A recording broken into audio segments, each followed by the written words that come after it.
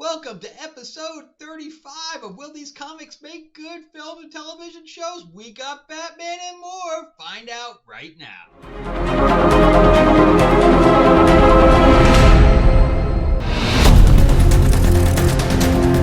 Alright, welcome back to the channel, everyone. As you probably already know, my Kickstarter is over and funded, so I won't be talking about that, although I just am.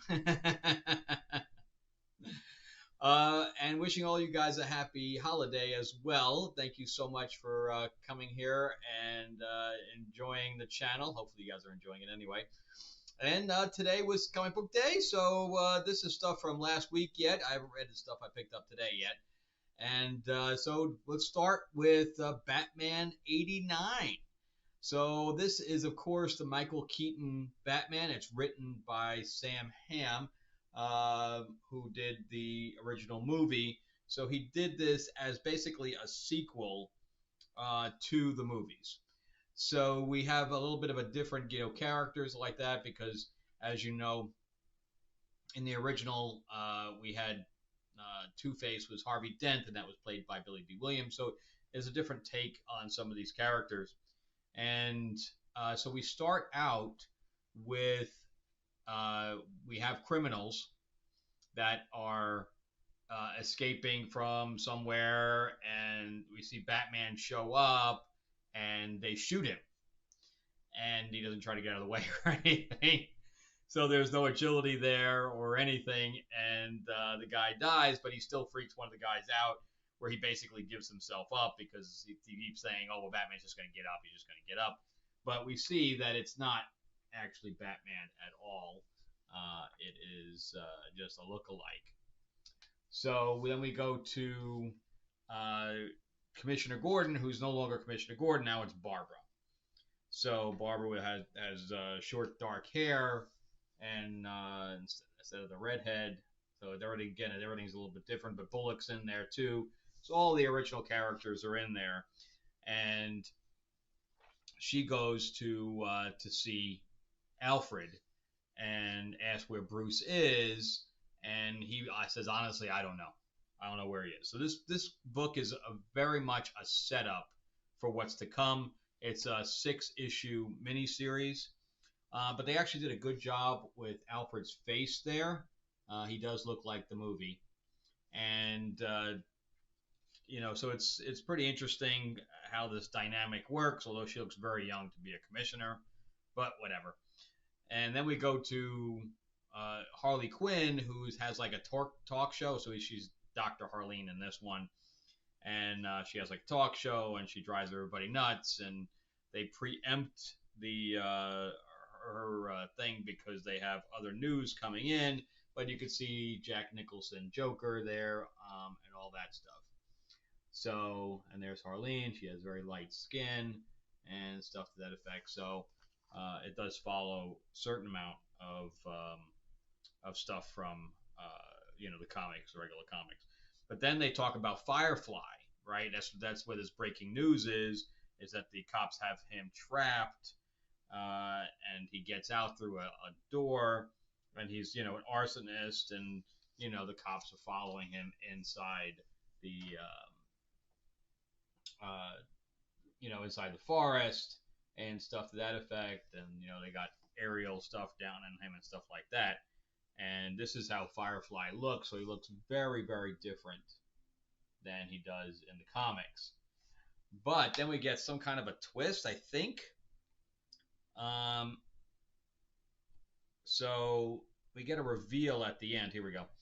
So we get a reveal at the end, and I think that's supposed to be Keaton. So Keaton is Firefly? I don't know. I don't know. I don't get it. I don't quite understand what's going on. The artwork's pretty decent in it, and I like the setup. I wish there was a little bit more action in here, but I guess if Keaton's older and he's acting like Firefly, then there's obviously they couldn't do too much in the action side with Batman because he's not Batman right now. I don't know. I have no idea. I guess we'll find out together how this works. But I'm enjoying it so far. Apparently, obviously from the cover, you can see that I think that's supposed to be Harleen on top, and then on the bottom is Scarecrow. So, and Scarecrow looks like he does in the regular comics. I would have liked to have seen a little bit more Scarecrow in the Nolan movies, a little bit more, comic accurate. We never really delved too far into him, even though he was one of the main villains in the first movie. So yeah, I like it so far, and will it make good film or television? I don't know. I just don't know because I don't know what this plot is, and I don't know why he'd make Keaton older. I don't know because then we're obviously going into Flash territory at this point in time, especially if he's going Batman '89. Then why is he 20 years older? Because Batman '89 is when it came out, so it'd be Batman 2009. I don't know. I don't know. I don't get it. So anyway, we'll find out, but I'm going to reserve because I don't no idea what the plot is. All right, so let's go into Realm of X. This is the finale of this miniseries. So there was a Fall of Krakoa, which is where the X-Men kind of made their home, and in the original comics, it was a living island. I don't think they used that later on. I'm talking about the original, like in the 1960s and the early 70s. That was Krakoa was like an actual biological entity.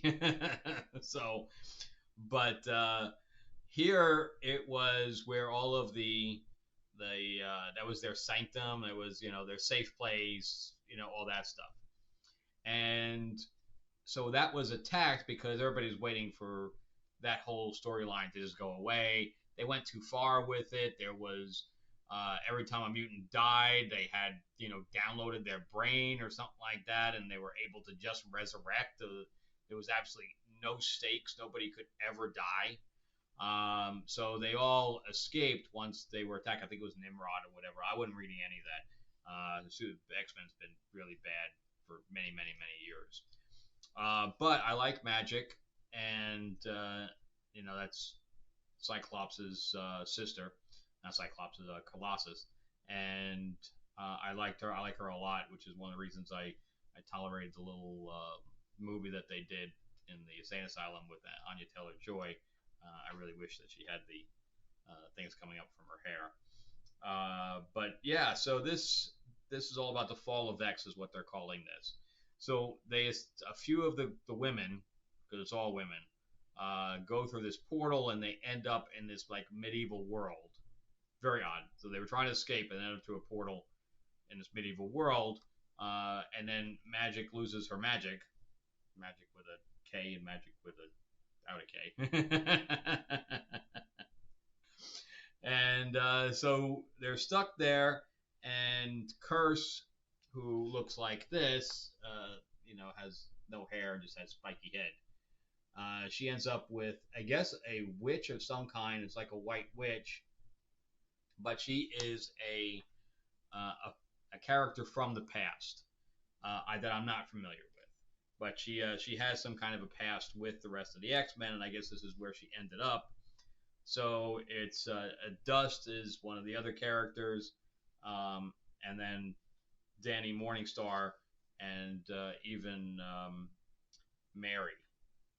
So there's Mary, and she had some kind of relationship with one of the townsfolk there or whatever. He's like a barbarian-looking guy, and I wish that we had seen more of this because that was very interesting. But there was no development. That's one of the problems with this, is that there's absolutely no development to any of these situations that the characters are in. True, it was only 4 issues, but there was a lot I think she could have done with it. Thorne Grumbuck, and then there was like spaceships coming through a portal, and we just get a whole bunch of action just for action's sake, and I guess Magic gets her magic back. So we get, kind of a cool little splash page of action happening where I forgot her name, Seraphim or whatever else, has her little minions that come and attack. and Mary has her. Look at the size of the hands on that. That is way out of proportion. She has like big ass hands. Oof. I don't think it's meant to be that way. So yeah, the artwork's okay, not great. The coloring is good, but as far as the actual penciling, it's not great. So anyway, they go through this whole battle, and this is where it kind of gets, so they have to have Thor come and save them. So Thor and Freya come and save them. So anyway, yeah, so they couldn't do it on their own. They had to be saved. And then the White Witch boogies out of there with a portal or whatever of her own. And that's the end of that. And magic brings back. It's kind of like Where Lion the Witch the Wardrobe. So she brings back all the grass and everything like that, but she can't bring any people back. So Mary's man friend there is still dead. And they all hang out with Freya, and Freya says, "Yeah, I'll take you back home with the Bifrost or whatever." And that's the end. They all go back, and that's the end of the story. Kind of a letdown, actually. So, would it make a good film or television show? Nah, it's kind of a letdown. I was expecting more. I think they put too many characters in there. They couldn't develop it. They couldn't really develop a story. So it just feels like a whole bunch of stuff put into a blender, and whatever spewed out of it, that's what landed up on the page. That's it. There's no rhyme or reason to any of it. It doesn't affect any of the rest of the storyline. It's just there, you know.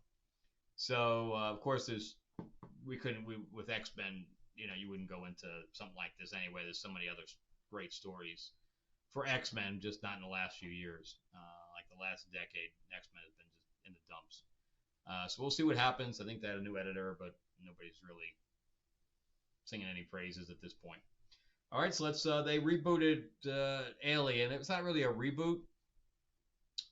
It is a continuation, but years later from the previous story. And this thing's 30 pages long, and it's $6. What is even Marvel even thinking that they can charge $6 for 30 pages? It's insane. I guess that's like McDonald's going up to $12 for a Happy Meal or whatever's going on over there. But the previous storyline, which I also thought was only okay, it had a lot of holes because they find an alien, but her mother impregnates herself with it or whatever. I don't really understand any of that. But anyway, they're in the Arctic, and it's just her, the daughter, and this guy has only one arm. And so I don't know why he'd be there with only one arm when he can't really protect anybody with one arm. And then you find out that he's even an android. Apparently, he couldn't even rebuild himself. He couldn't repair himself. What? This guy was useless. So anyway, he died. Everybody died. The daughter's the only one that lived.